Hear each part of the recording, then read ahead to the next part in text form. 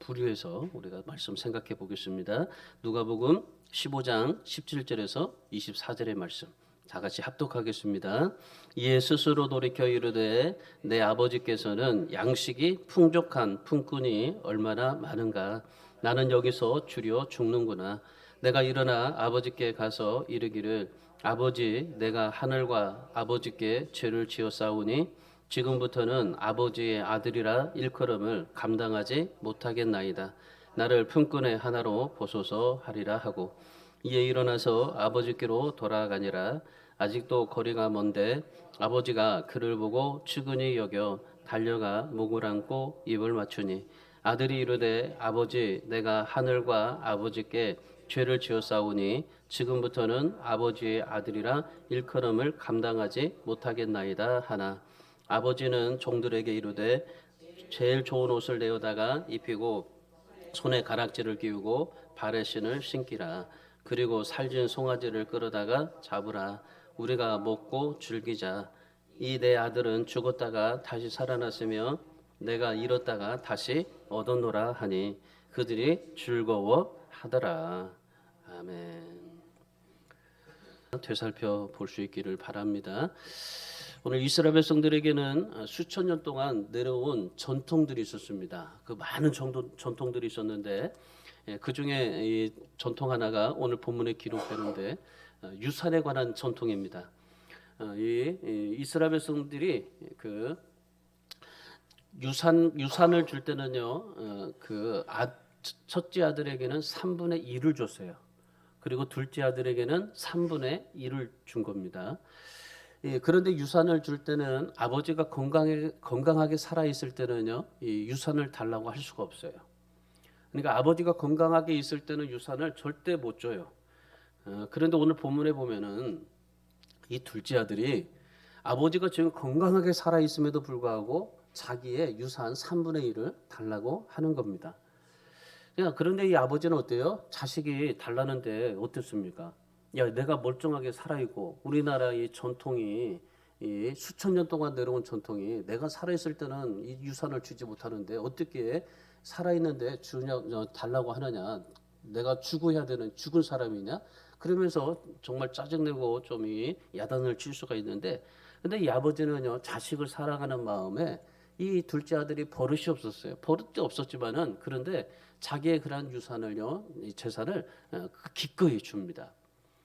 이게 자식이 돈 욕심에 빠져서 아버지의 마음을 헤아리지 못하고 지금 살아 있음에도 불구하고 이제 뭐 마치 유산을 가져가니까 죽은 사람 취급하는 거죠.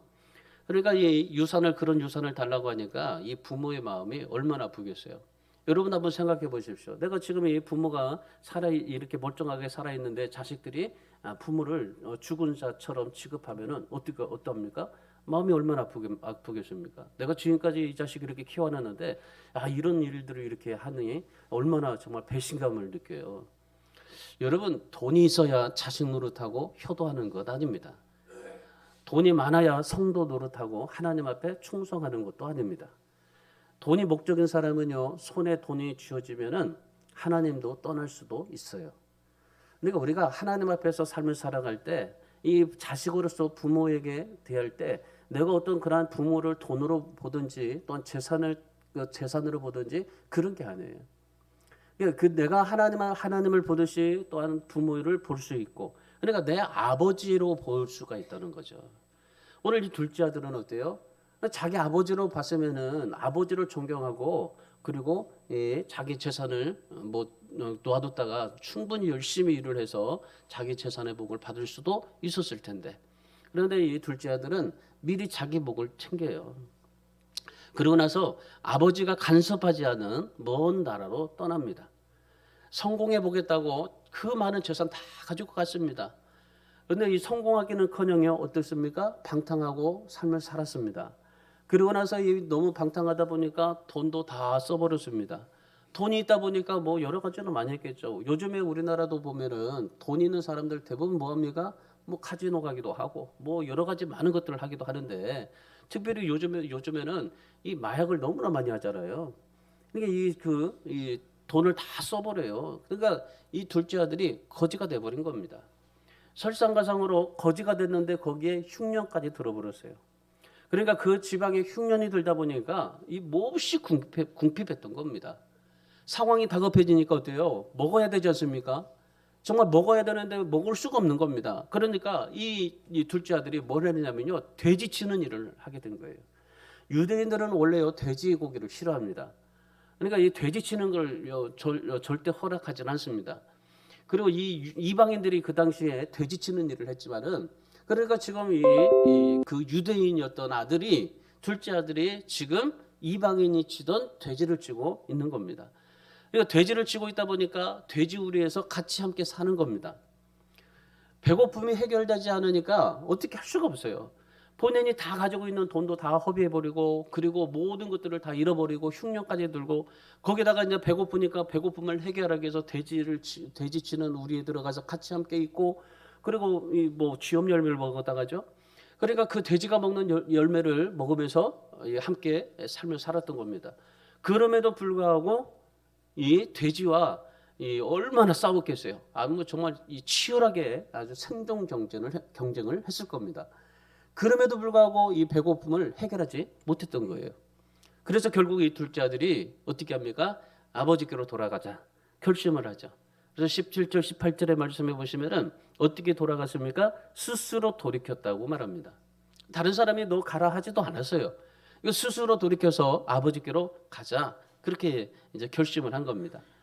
그러니까 이 둘째 아들이 돼지우리에서 배고픔을 해결하고 돼지우리에서 쟁탄절을 하고 정말 열심히 사투를 벌이면서 자기 그런 이 배고픔을 해결하면서 삶을 살았는데, 그런 자신의 모습을 돼지와 지금 싸워서 먹을 것을 쟁취하는 그런 자신의 모습을 보게 된 거예요.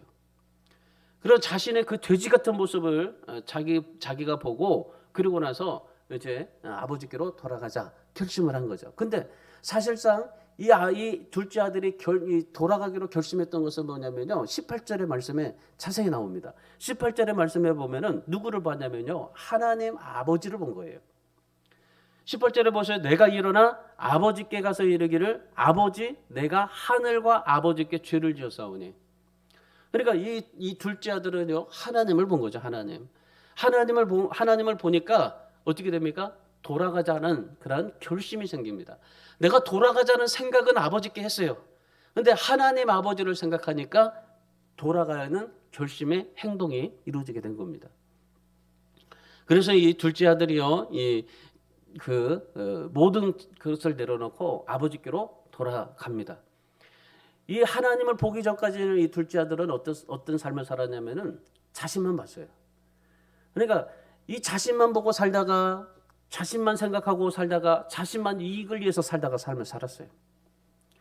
그러니까 아버지를 생각해 본 적이 없고 하나님을 생각해 본 적이 없어요. 그리고 자기가 이제 돼지우리에서 돼지의 모습을 보면서 자기 모습을 보니까 그때서야 아버지가 생각나고, 그리고 하나님 아버지가 생각이 나게 됐던 겁니다. 그러니까 그 전까지는 자신만 보았는데 하나님은 보이지 않았어요. 오직 자기밖에 보지 않았습니다. 아버지 형도 보지 못했어요. 자기 자신만 보고 삶을 살았습니다. 그런데 하늘을 보는 순간, 하나님을 보는 순간 이 둘째 아들이 아버지께로 돌아가야 되겠다라는 그런 생각을 갖게 된 겁니다.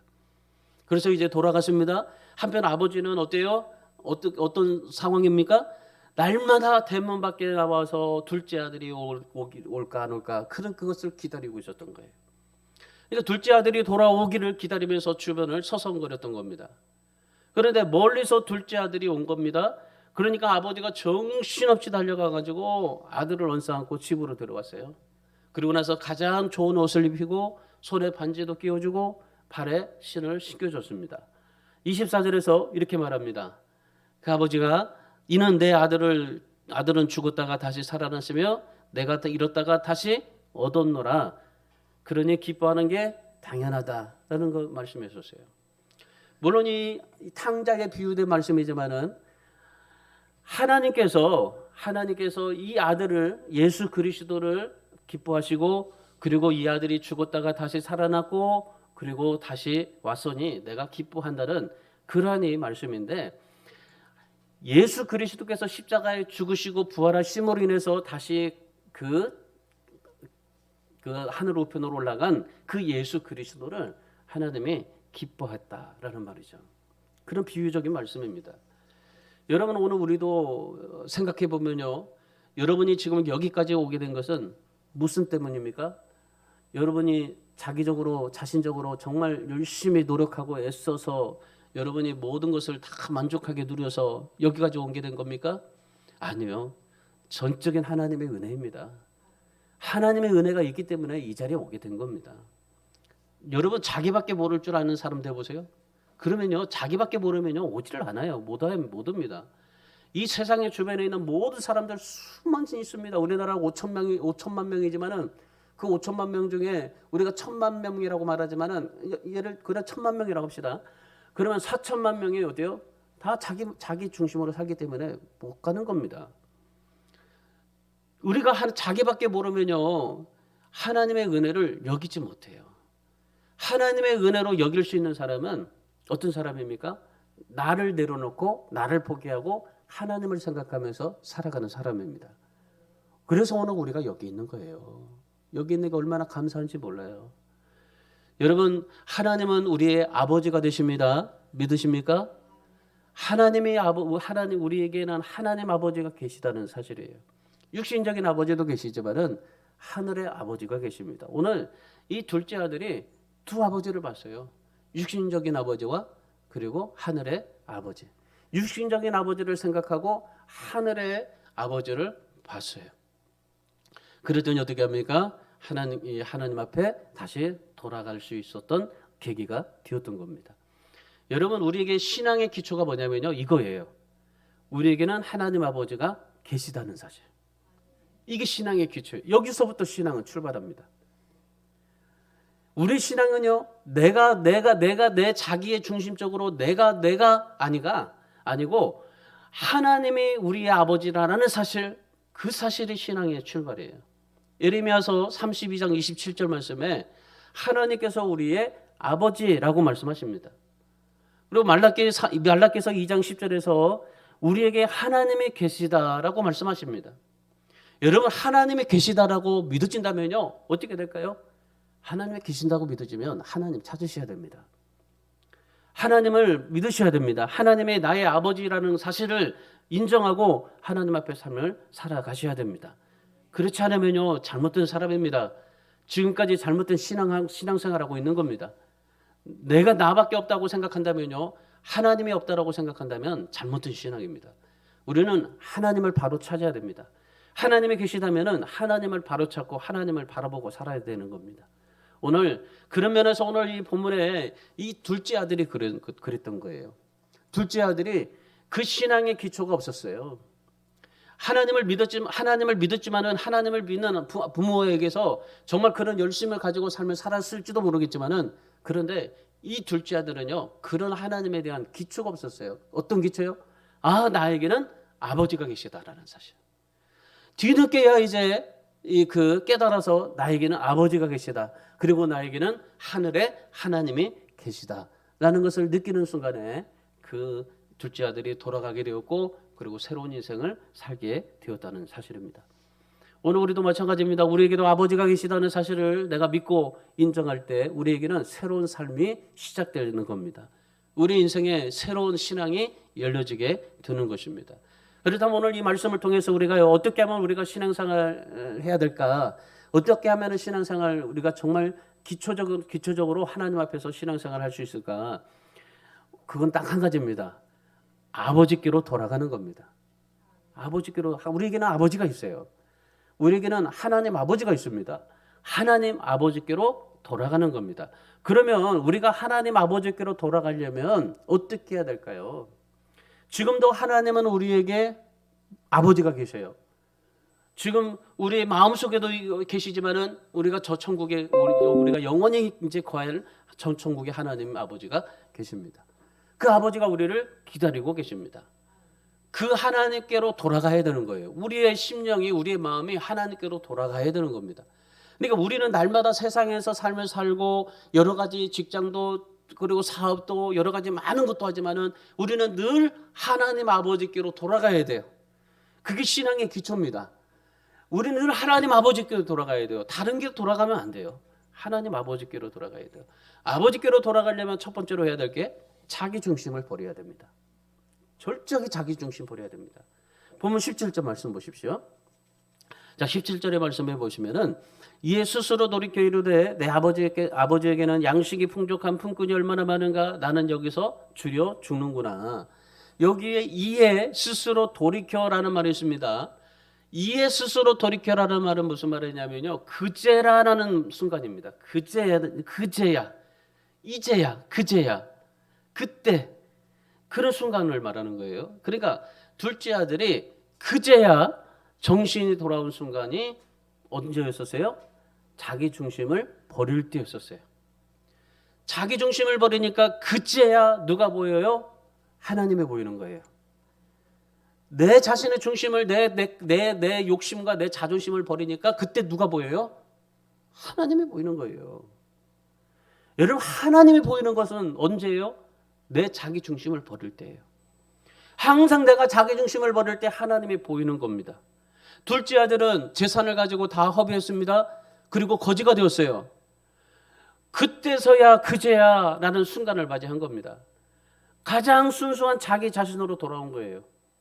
자기 자신으로 돌아가서 자기 중심을 버리고 그제야 하나님을 보게 되었고 그리고 하나님께로 돌아갈 수 있었던 겁니다.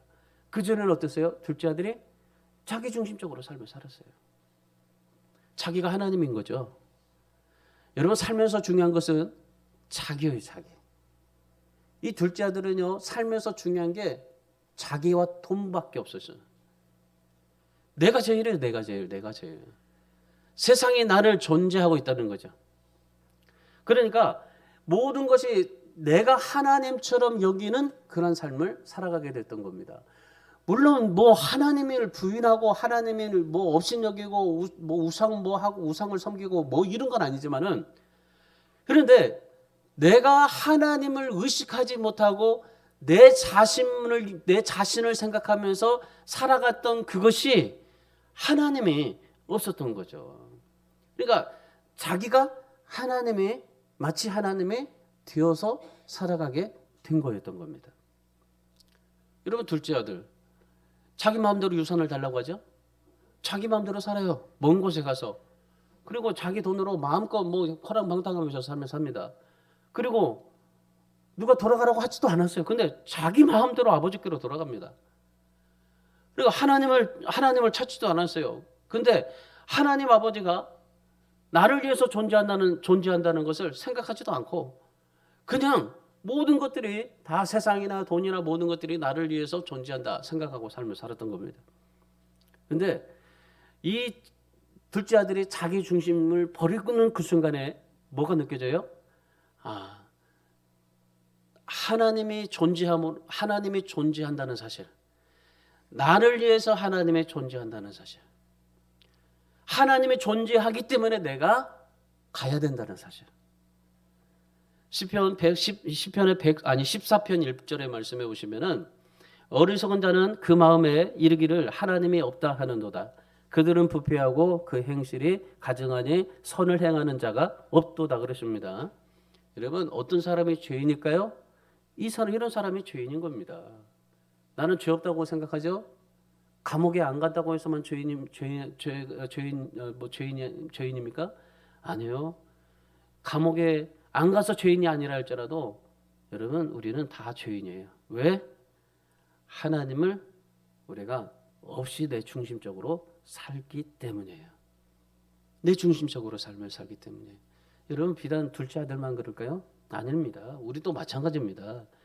여러분 이기적인 본성과 욕심에 따라서 삶을 살지 않았어요? 지금까지 신앙생활 30년 40년 하면서요. 여러분 진짜 마음에 가슴에다 손얹고 하나님을 찾은 적이 몇 번 있습니까? 우리는 주님께서 뭐라고 말씀하셨어요? 날마다 자기 십자가를 지고 자기를 부인하고 살라고 하셨잖아요. 매일 하나님을 만나야 되는데 하나님을 찾아야 되는데 근데 우리는 어때요? 진짜 절벽할 때 하나님 찾지요. 우리가 늘 내 중심 쪽에서 그냥 평범하게 삶을 살아갈 때가 많습니다. 나 자신이 하나님이 되어서 살아갈 때가 참 많습니다. 근데 문제는 뭐냐면요. 내가 하나님에 대해서 살아갔는데도 불구하고 그것이 죄인 줄 모르고 살아간다는 사실입니다. 여러분 오늘 이 말씀을 통해서 야 나도 작은 아들이 아닌지 한번 좀 생각해 보세요. 아 성경에 나오던 이 작은 아들 참 못된 놈이구나. 아니요. 나 자신을 한번 생각해 보세요. 오늘 둘째 아들은 자기 중심 것을 버리고 자기 모습을 보니까 하늘 아버지를 찾게 된 겁니다. 밑바닥까지 내려가서 거기서 자기 자신을 자각하고 하나님을 의탁했던 것입니다. 돌에 맞아 죽을 각오하고 돌아간 거예요. 아버지께로 돌아갔는데 어떻습니까? 그 자존심까지 다 버리고 돌아갔습니다. 그런데 어떻게 해요? 그 자기의 모든 자기 중심, 자기 자존심 모든 것을 버리고 돌아갔는데 오히려 아버지가 더 환영해 주는 겁니다. 여러분은 버려야 될 자존심이 없습니까? 여러분은 정말 버려야 될 자기 중심적인 것이 없습니까? 인정하기가 부끄러운 것들이 있나요? 여러분 20년, 30년을 믿어도 버리지 못한 자존심, 자기 중심이요. 이제 늘 매일매일마다 버리셔야 됩니다. 저도 너무 많아요. 정말 매일매일 버려도요. 이게 참 끝이 없더라고 이게. 그래서 진짜 십자가에 철저하게 나 자신을 죽여가야 되는데 정말 그래서 사도 바울도 죽기까지 자기를 복종시켰다고 한 말씀이 너무나 뼈저리게 기억이 됩니다. 여러분 우리 성도 여러분들이 정말 사도 바울처럼 오늘 이 둘째 아들처럼 죽기까지 자기를 쳐서 복종시켜 그 내게 있는 그런 자존심, 자기 중심껏 버리고 하나님이 보이시고 하나님을 찾으시고 하나님을 생각하시고 하나님께로 돌아갈 수 있는 저와 여러분이 되시기를 주님의 이름으로 축원합니다. 자존심 버리고 갔더니 어땠어요? 어떤 일이 일어났습니까? 아버지가 문 밖에 서서 아들을 기다리고 있다가 이 둘째 아들이 그 확인하고 나서 그냥 벌떡 뛰어나갑니다. 그리고 아버지가 22절에서 준비하고 있었던 화려한 옷, 신발, 반지 끼워줬습니다. 또한 32절의 말씀해 보시면요. 둘째 아들이 이미 죽었다가 살아났으며 잃었다가 얻었기에 기뻐하고 즐거워하자. 그러면서 일방적으로 선포해 버립니다. 여러분 이것이 바로 우리의 하나님이십니다. 여러분 하나님은요. 여러분을 한순간도 놓지 않으십니다. 매 순간마다 여러분과 동행하십니다. 하나님을 떠나서 돼지우리에서 자기 마음대로 삶을 살았던 탕자에게도 하나님께서 늘 함께 동행하여 주셨어요. 그래서 하늘에서 나를 보기를 기다리고 계셨어요. 하나님을 바라보기를 기다렸습니다. 계속 기다렸어요. 그럼에도 불구하고 이 둘째 아들은요 늘 땅만 바라보면서 땅에 있는 욕심을 가지고 돈과 자기 중심, 자기 자존심을 세우면서 땅을 바라보면서 삶을 살아가는 겁니다. 여러분 우리 인간은 땅을 바라보면서 살아가는 존재가 아니에요. 하늘을 바라보면서 살아가는 존재입니다. 돼지가요 하늘을 볼 때가 딱 한 번 있습니다. 발라당 뒤집어 누웠을 때. 그때 하늘 보죠. 절대 하늘 안 봐요. 땅만 바라보고 살아요. 이 돼지가 우리 인생이에요. 돼지는 그 시궁창이나 어디든지 다 돌아다니면서 꿀꿀거리면서 땅만 보면서 훑고 다니고 있다니까요. 하늘을 바라보는 적이 없다니까요, 돼지가. 근데 발라당 누우면요, 진짜 하늘 봐요. 아, 하늘이 있구나. 그리고 나서 또 다시 뒤집어 가지고 또 가고. 이 돼지가 우리 인생인데, 여러분, 우리도요, 땅만 보고 가지 마세요. 제가 언젠가 늘 갈 때마다 땅만 보고 가니까 우리 큰애가 아빠 제발 땅 좀 보고 가지 말라고. 하늘 좀 보면서 가라고. 그런 얘기를 한번 한 적이 있었어요. 그래가지고 제가 언제부턴가는 이 어깨 쭉 펴고 하늘 보고만 다녔어요. 근데 언제나 또 그래요. 둘째가 아빠 너무 교만하게 다니지 말라고 그래 또. 그러니까 우리가 참 이 하늘을 바라보고 살아야 돼요. 하나님, 우리가 땅에 있는 것, 나의 자존심, 자기중심, 이기적인 거 바라보지 말고, 그리고 정말 하나님 앞에 버리고 또 버리고 다 버려서 우리 모두가요, 우리 주안의교회 모든 성도들이 천국에 가서 더 이상 버릴 것이 없는 자로 주님 앞에 설 수 있기를 주님의 이름으로 축원합니다. 두 번째, 하나님의 음성 들으셔야 돼요. 하나님의 음성. 자, 18절입니다. 18절. 내가 일어나 아버지께 가서 이르기를 아버지, 내가 하늘과 아버지께 죄를 지었사오니 그래요. 그러니까 이 둘째에게는요 하나님께서 늘 말씀하신 거예요. 야, 내 말 좀 들어라. 너 빨리 가라. 집에 돌아가라. 자꾸 말씀하셔요. 근데 땅만 보고 살아가는 이 둘째 아들이 자기 중심 것으로만 삶을 살아가요. 근데 자기 중심 것을 버리고 하늘을 봤더니 하나님의 음성이 자기 마음속에 들리는 거예요. 돌아가라. 아버지께로 돌아가라. 그런 음성이 들린 거예요. 그러니까 이 자기 중심 것을 버리니까 그제서야 마음속에 하나님의 음성이 들리기 시작한 겁니다. 그래서 하늘 아버지도 생각나고 아버지도 생각난 거예요. 여러분 이 시간 여러분도 이 말씀을 들으시면서 그제야라는 순간이 오면은 하나님의 음성이 들리게 될 줄 압니다. 여러분 모두가 하나님의 음성이 들리시기를 바랍니다. 하나님이 여러분에게 말씀하시고자 하시는 것들이 있어요. 늘 땅만 바라보고 있으니까 하늘을 바라보지 못하니까 늘 땅만 바라보니까 얘야 하늘을 봐라 나를 바라봐라 내가 너에게 줄 것이 있다. 그럼 하나님이 너에게 줄 것이 있는데 너 좀 들어라. 너 이것 좀 해라 저거 해라. 이렇게 내가 준비하고 너 하나님 앞에 축복을 주고 싶어. 이런 하나님의 음성들이 우리에게 계속적으로 들리는데 그런데 땅만 보고 있으니까 돼지처럼 듣지를 못하는 거예요. 오늘 우리가 정말 하나님의 음성이 들리시고 여러분의 마음속에 하나님의 음성이 들리셔서 늘 정말 여러분의 인생이 하나님의 음성이 들려서 하나님이 내게 감동 주시는 것으로 하나님 앞에 신앙생활할 수 있기를 축원합니다. 하나님의 음성이 이 둘째 아들의 마음속에 들렸어요. 그랬더니 어떻게 했습니까? 아니야 저기 그 거지가 말이에요. 갑자기 아버지께로 돌아가세요. 그랬더니 거지가 아주 화려한 이 그 재산 많은 그 재벌 2세가 된 겁니다. 여러분 돌아가는 길을 그 둘째 아들은 이미 알고 있었어요. 내가 아버지께로 돌아가기만 하면은 된다. 이미 알고 있었지만은 길도 다 알아요. 모르는 것도 아닙니다. 아버지가 이사 간 것도 아니고 다 알아요. 아마 좀 속상했던 아버지는 이 자식 우리 집에 못 오도록 아마 서울에서 살다가 아마 저기 부산이나 목포로 이사가 버렸을 거예요. 찾아오지 못하게. 근데 아버지는 이사도 안 했어요. 그냥 그 자리에 있었어요. 그러니까 이 둘째 아들은 돌아가는 길을 알고 있었습니다. 그럼에도 불구하고 그 아들이 거지가 됐음에도 불구하고 못 돌아가는 거예요. 왜? 자기 중심적으로 삶을 사니까. 버리지를 못하니까.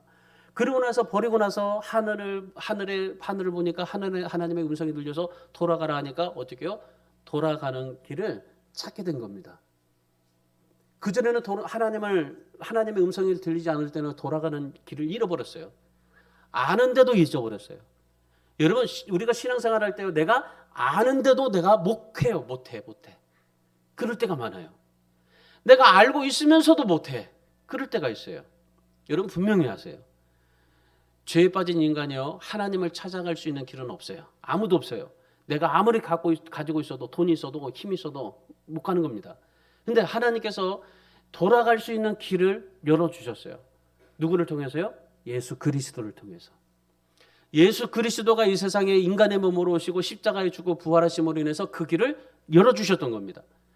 그러니까 예수님께서 우리의 죄를 대신해서 죽으셨던 겁니다. 그 이유가 뭡니까? 예수님이 이 세상에 오셔야만 한 이유가 무엇입니까? 하나님께 돌아갈 수 있는 길을 열어주려고 오신 거예요. 그러니까 예수님이 이 세상에 오시고 십자가에 죽으심으로 말미암아 우리가 하나님께로 돌아갈 수 있는 길을 열어주신 거예요. 근데 우리가 하나님께로 돌아가는 길을 알아요. 아는데도 불구하고 그런데 우리가 못 가는 겁니다. 왜? 죄가 있어서. 그래서 예수님이 십자가에 죽으심으로 우리가 하나님께로 돌아가는 길을 열어주셨고 내가 예수님의 십자가의 죽으심을 내가 믿으면 내가 하나님께로 돌아가는 길이 열려지고 돌아가게 된다는 거죠. 여러분 우리가 천국 가는 길이 마찬가지예요. 천국은요 다 누구에게 주어지지가 않아요. 이 예수 그리스도 길을 열어주신 예수 그리스도 십자가에서 죽으시고 부활하신 이 주님을 믿어야만이 내가 천국의 길이 열려지게 되는 거예요. 여러분 하나님께로 돌아가기만 하면은 천국의 모든 것을 안겨주십니다. 돌아가면 축복이에요. 이 아들이 돌아가니까 어떻게 했어요? 옷도 입혀주고 가락지도 끼워주고 신발도 신어주고 얼마나 엄청난 그러니 축복을 받습니까? 여러분 우리가 하나님께로 돌아가기만 하면요 하나님께서 우리에게 준비해 주신 무진장한 축복들이 우리에게 주어져 있어요. 로마서 8장 32절에 자기 아들을 아끼지 아니하시고 우리 모든 사람을 위하여 내주신 이가 어찌 그 아들과 함께 모든 것을 우리에게 주시지 아니하겠느냐.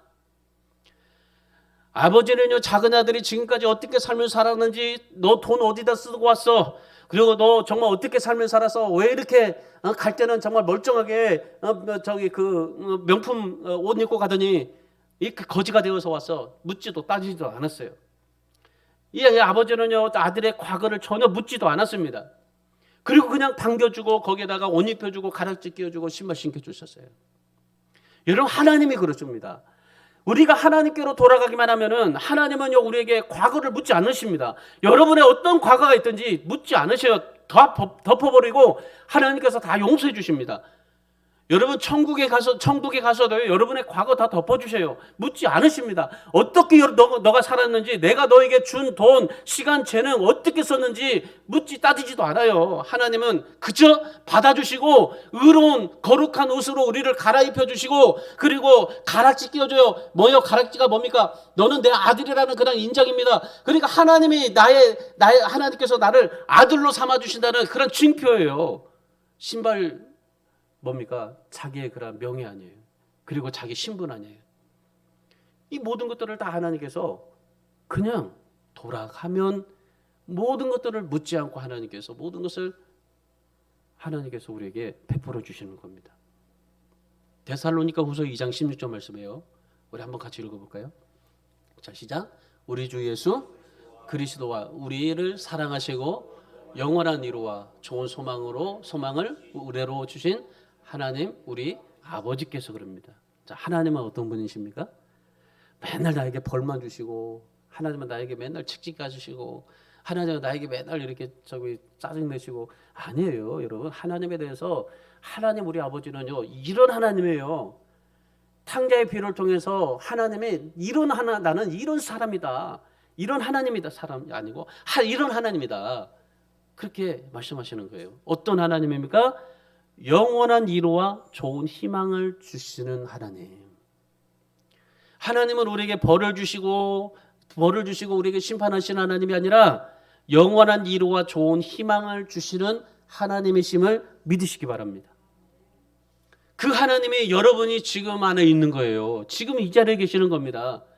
그러니까 여러분, 이 자리에서 우리가 정말 내 중심적인 것을 버리고 하나님을 바라보는 그 순간에, 하나님의 음성을 듣는 순간, 우리가 하나님께로 돌아갔을 때에, 그때 하나님께서 어떻게 하시는 거예요?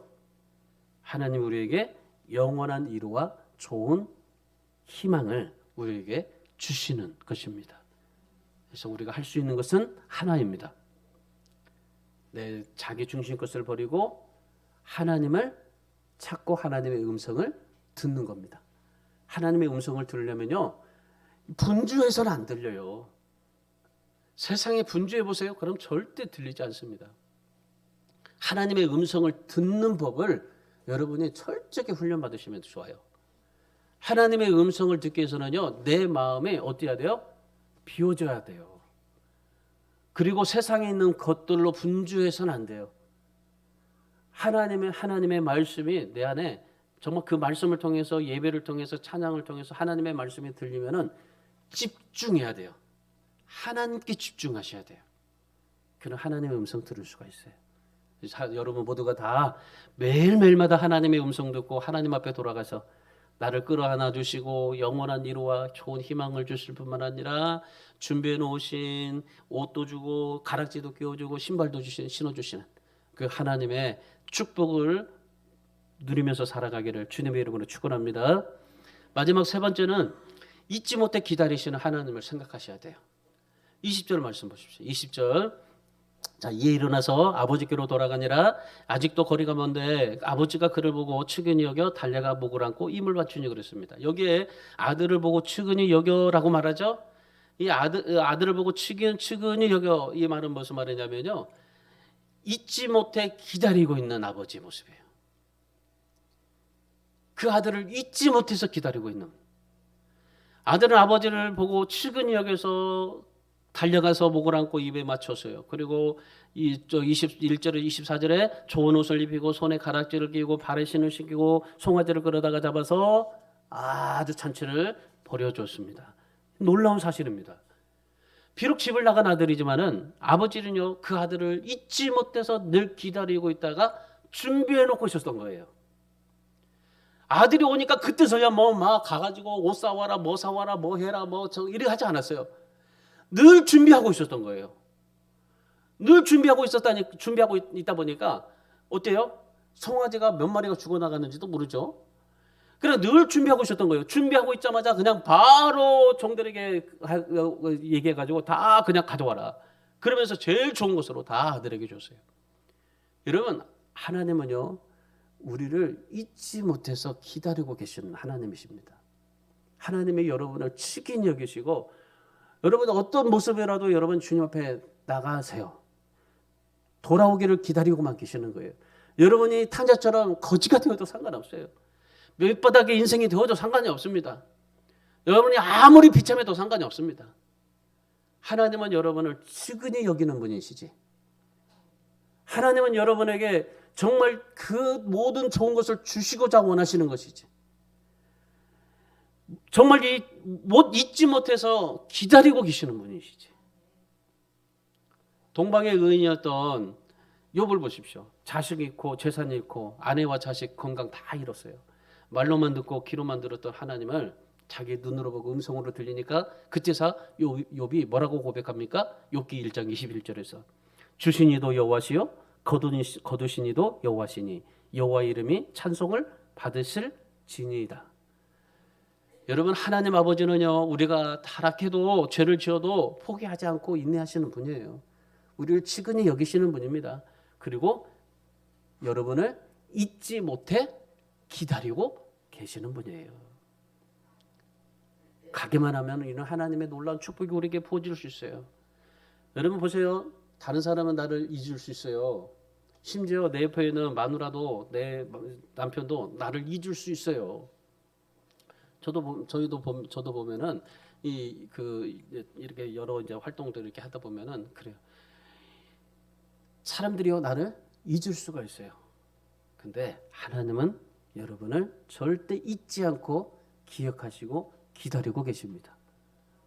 여러분 요즘 의사들이 파업을 하죠. 사직서 내고 난리법석입니다.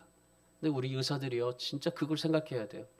뭐 의대 증권 뭐 늙혀서 뭐 이거 생각할 게 아니에요. 의사들이 생각해야 될 건 뭡니까? 생명을 살리는 겁니다. 병원에서 생명을 살리는 게 의사들의 일이에요. 근데 왜 의사들이 파업을 하고 사직서를 내고 저 솔직하게 말하면 그냥 다 잘라버리면 좋겠어요. 그냥.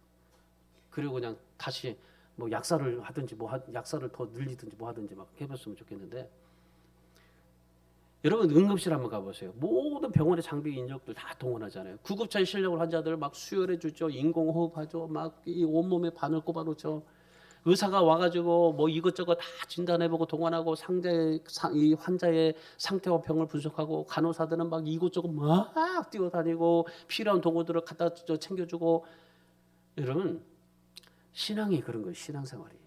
신앙생활이 주일하면서요 찢기고 상하고 상처받고 쓰러지면서도요 정말 열심히 돌아다니면서 그 의사들 간호사들이 그렇게 분주하게 했던 것처럼 하나님의 은혜를 내가 쫙 동원해가지고 하나님이 주신 그런 축복들을 다 내가 마음 다 가지고 열심히 생명을 살리는 복음을 전하는 그러한 우리 성도들이 되어야 될 줄 믿습니다. 그래서 여러분 응급실이 되세요. 응급실.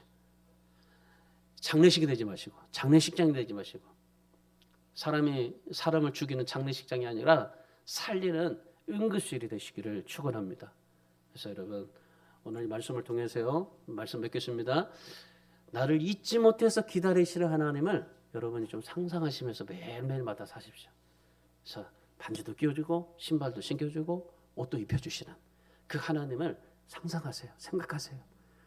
여러분 많이 생각해야만이 상상해야만이 그것이 하나님의 그 놀라운 축복으로 이루어집니다.